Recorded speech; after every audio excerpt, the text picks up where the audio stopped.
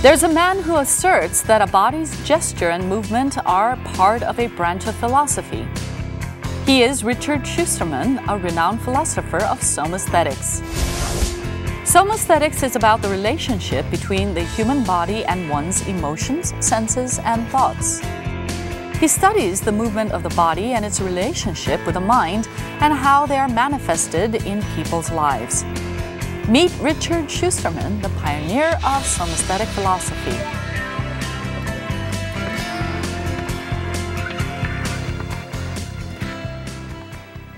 Hello and welcome to Heart to Heart. I'm Colleen Park. How often does everyone think about their bodies? Well, women especially think about it all the time, I'm sure. But we think about how to stay fit, how to stay healthy, and grooming our bodies. That's usually the extent of it. But today's guest has approached the body from a philosophical perspective and has defined the relationship between mind and the body. Please welcome Professor Richard Shusterman, a pioneer of somaesthetic philosophy. And you know my first question. Somaesthetic philosophy, what is it? Well, let me begin by saying first that men also think about their bodies, actually more and more in today's society. And somaesthetics, though, is a new field that I conceived of and started developing in the late 1990s. But very simply, it's the study of the use of one's body as a medium of perception and as a place of self-expression. We use our bodies to perceive the world through our senses, and through a better use of our bodies, we can perceive the world more accurately and also perform more efficiently by using our somatic tool, which is our connection with the world. So one part of somaesthetics is improving your perception of the world, but also of your body, because in your daily life, we use our bodies all the time. We develop habits of use which are sometimes inefficient, but in order to reform or correct our bad habits, it could be bad habits of sitting, of walking, of typing in the workstation, we have to know what we're doing in order to know what we're doing wrong and to make it right.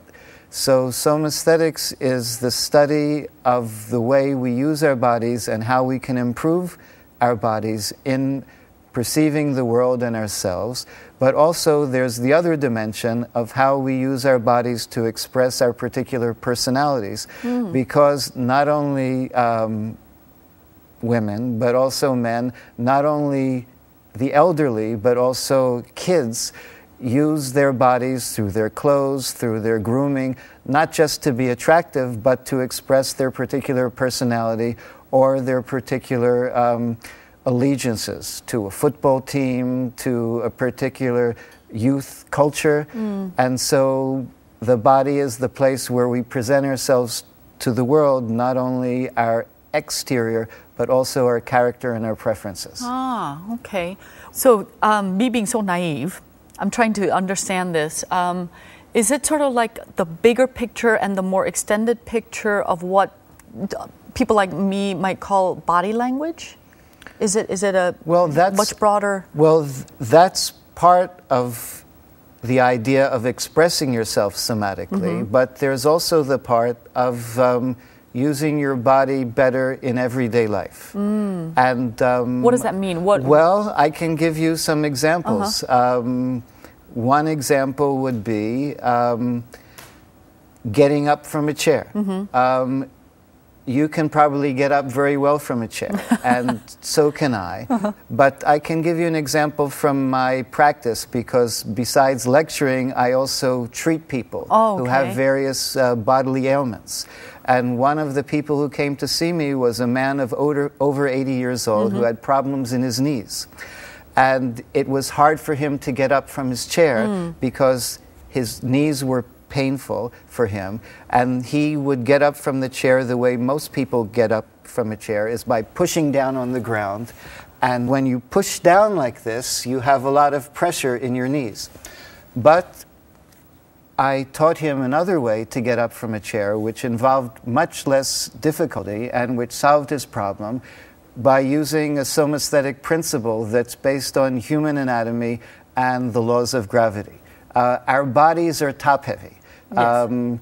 Our head, shoulders, and torso are always much bigger and heavier than our legs, even if we have very muscular legs. Mm-hmm. So we can use gravity to stand up.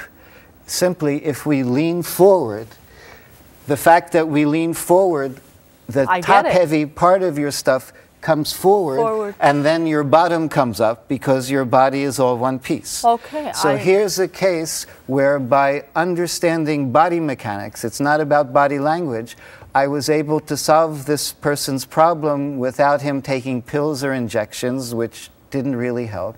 So he had to train himself to feel the equilibrium, and so his problem of getting up from sitting was solved, not by working out his calf muscles, not by getting stronger or taking pills, simply by re-educating his bodily habits in a more efficient and intelligent way. All right. Well, then, I hate to categorize anything, but somesthetics sort of belongs to what field? It's not is it medical, or where does it go? Science? I think, it's a very good question, and categories are very useful even when things don't fit into one. Right. And somesthetics is an interdisciplinary field that it came out of my work in pragmatist philosophy. Pragmatism is a philosophy that emphasizes practice, and somesthetics came out of my work in pragmatist aesthetics, which is an aesthetics that is engaged with the idea of bringing art and aesthetic experience into life instead of confining it to the museum and the concert hall.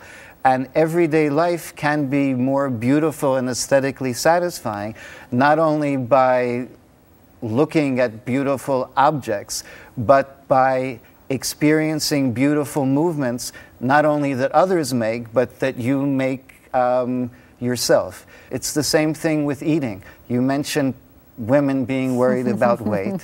One of the reasons that people get fat is because they eat too much and they eat too fast. Very often they eat too fast because they don't eat with mindfulness. They keep shoveling it in. They're eating too fast to enjoy it, but they keep on eating because they know that the food should be satisfying them. But they never get the satisfaction because they're swallowing too fast to taste it. I get it. And they also don't know when they've had enough until they feel their stomach is ready to pop. And that's a case of a somesthetic problem of not being aware where your body has eaten enough and knowing when to stop. So it has a deep philosophical meaning, but for me it has to translate into the concrete, because that's for me the test of any theory. Right. So it comes out of philosophy, but for me a good philosophy uses what's the best in knowledge in all fields. It's interdisciplinary because we do need to specialize and compartmentalize in one way for education, but ultimately we experience things as a whole, and more and more in the scientific field, work is transdisciplinary because that's where you see the interesting connections. All right. I get it. I completely get it now. All right. Well, today we are with a pioneer of somesthetic philosophy, Richard Shusterman. We'll be right back.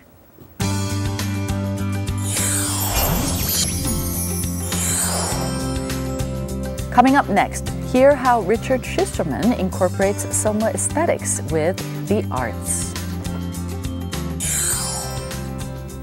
Heart to Heart. Today we are speaking with Richard Shusterman, the pioneer of somesthetic philosophy. Question. You have written an article on somatic style. Now, what is somatic style?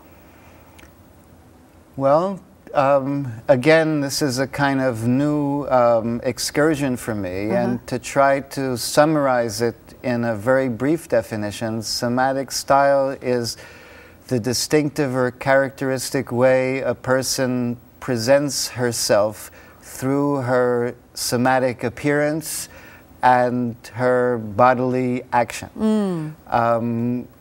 That's a very general definition. What makes it more interesting is to realize the different kinds of somatic style.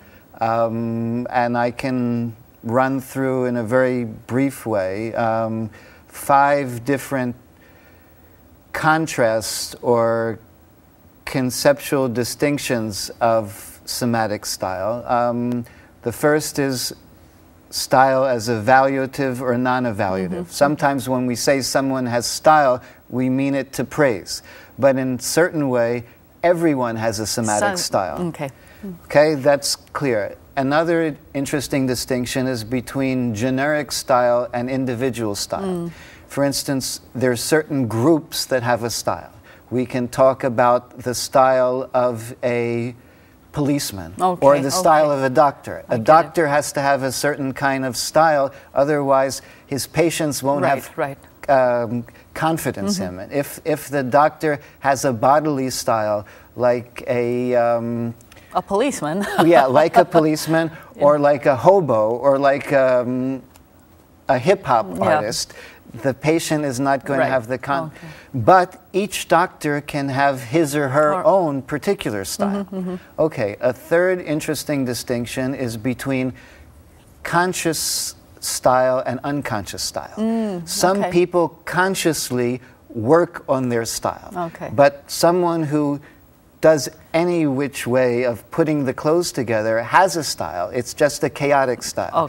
There's some women who very consciously develop a walking style to be attractive. But I didn't know that. Well, but a person can have a style of walking without trying to have it. A fourth distinction that's interesting is between voluntary and involuntary aspects of style.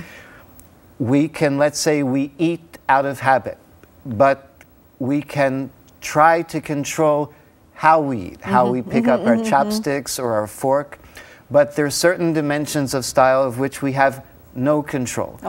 For instance, there are some people who blush very readily. You cannot control your blush. There are some people who sweat more than others. It can be part of someone's somatic style that they're an easy blusher, an easy crier, or an profuse someone who sweats. I think I do the easy blushing and easy crying. Yeah, well, that's right. And those are things you can understand. A fifth distinction that's useful to make is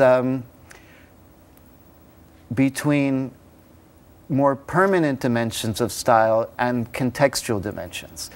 Style cannot be a thing of a moment. Style is a disposition or a tendency or a habit. But still, people can have the same style, but it can change in different contexts. For instance, we can talk of a morning style. You know, some people have a morning style. They're very different. When I used to live in Manhattan and teach in Philadelphia, and I used to ride the train every morning. And there was a style, and I would take the train back to Manhattan in the evening. There's a morning style of people who are have too much coffee. They're all excited. They talk really loud on their cell phones. But those same people, when they're coming back from work, it's completely different. I understand what you're saying. Their tie is undone. They're half asleep. And so their somatic style changes from the morning style to the evening style. Well, in your article, the one's personality is reflected in her somatic style is what you said. Is there, I know you've just met me, but is there things that you can tell about, like, say, use me as an example by looking at my somatic style? Well, you know, the first thing I can say is that my somatic style and my personal style is to be friendly. And to be positive. So anything that I say about you will already reflect my somatic inclination to be generous. And it's also the polite thing to do. The other thing I'll say as a kind of precautionary qualification is I can say something, but I think all judgments are fallible. So Of course, I'll say something because we're on TV, and part of my job is to be cooperative and expressive. So what I can say is that you have a very poised and confident somatic style. You obviously know your job, like it, and are competent in it. So you have a style of confidence, poise, elegance, and authority, because it's very clear from the time I walked into the room that you're not only the host, but you run this show. Okay, I get it. So that's I may be wrong, but you know, that's how I read you. I don't make my living by reading of course. people, No. But yeah, All there right. you have an answer. Interesting. Oh, can you objectively evaluate? Can one person objectively evaluate one's own style? Is that possible? I think, like with all examination, you need help from others. That's true not only with somatic style, but it's true with examining yourself. Okay. We can talk about that for a moment, because in the West, the core goal of philosophy in the beginning was know thyself. Yes. In actual body work, in most of the disciplines, you always have a teacher. Okay. So a teacher is necessary, an outside person is necessary to help you see parts of yourself that you cannot see. Okay, I get it. Well, we'll take a moment here and look at a clip of Richard Shusterman attending an academic conference on body and civilization. Have a look.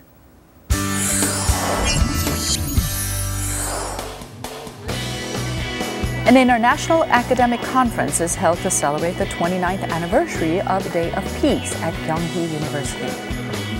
The main topic of this conference is the human body. The speakers discuss the importance of the body as the primary source of being. 다친 생각, 배타적 인식의 틀을 넘어서는 몸과 문명의 범학제적 논의가 우리 모두의 공감을 이끌어내리라고 생각합니다.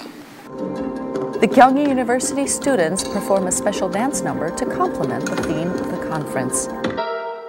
Dance is the most artistic way of expressing the body, and the dancers exude passionate energy as they dance. 몸이라는 것은 우리가 몸을 통해 스스로 소통을 하고 관계를 맺고, 그리고 또 몸은 가장 건강할 때 그 몸은 내부의 여러 가지 요소들이 가장 잘 균형을 이루는 그런 존재이기 때문에 몸을 주로 해서 건강한 몸, 건강한 사회, 건강한 지구, 이것을 추구하는 이 회의의 목표를 추구하기 위해서 이 회의를 기획하게 됐습니다. The attendees move to a different room to listen to the papers being presented by the invited scholars. The scholars discuss the relationship between the body and philosophy, science, and the arts. Richard Shusterman captivates his audience with his unique concept of the body and its usage. The topic of his presentation is somatic style, a style embodied by people through their physical habits. I'm going to talk about the different distinctions that are involved in somatic style, the different body parts, the different senses that are used, to make the key point that style is not a superficial ornament and mere externality of a person, but expresses the inner core and character of a person. He asserts that proper somatic style affects the health of one's mentality and life. He further emphasizes that people's personalities can also be ascertained through their somatic style. The difference between the dance performance in the morning and the dance demonstration this afternoon. I also learn a lot about the somatic style of different people. Lots of learning you can achieve not by listening, but by looking. And as a philosopher of somaesthetics who's interested in somatic style, so I could look at the somatic style of movement of people in the conference. All right, well, interesting. You have said that the racial discrimination is one element that disturbs peace of humanity. you also said that this problem doesn't stem from racial issues, but from a misunderstanding of the differences of the bodies. Can you explain a little bit? Well, there are lots of reasons for racial enmity, but I think one of the big ones is the fact that people with foreign bodies, of foreign races, or even not of foreign races, but different ethnicities, they have a different way of dressing. They may have, with different races, different facial appearance, different color. But they also have different way of smelling because of the food they eat. They have a different way of walking. And these kinds of different bodily expressions give rise instinctively to reactions of discomfort that are very subtle and are not picked up on the conscious level, that I have an uncomfortable body feeling. But that discomfort is then projected onto the cause of that discomfort, which is the person of the different race. Well, now, many people exhibit racism without even knowing that they have it, because they have these feelings and they have these reactions, but they would deny that they behave in a racist way, yet they do it. Now, how can they overcome this problem? Well, they cannot overcome it until they're aware of those uncomfortable feelings. So we can change our bodily feelings in a certain way, and by changing those feelings, we can change our reaction to other people of different races. All right. Well, this is all very interesting. I wish we could talk more. We're at the end of our show. Just anything else you'd like to add about your future research or what direction your studies are taking you? Well, my studies are taking me all over the world because people are interested very much in somesthetics. I'm very happy to be here in East Asia because we didn't get a chance to talk about it, but some of the inspiration to somesthetics comes from East Asian philosophy. I spent a year in Japan studying with a Zen master. I've been very often to China, they're very interested in somesthetics because body is a big part of Confucian philosophy, but also Taoist philosophy. I'm giving workshops also to artists, but also to people in the healing professions. And I like to follow where the interest goes, my interest and those of other people. So I have a lot of plans, too many to try to list here. All right. Well, all interesting. Thank you. Thank you for being here with us on your short visit to Korea. Okay, well, thank you for having me. Good luck. I enjoyed the show. All right. You can rewatch this episode and learn more about Richard Shusterman and his studies in somesthetic philosophy on our Arirang website. Thank you for being with us. We'll see you next time. Bye-bye.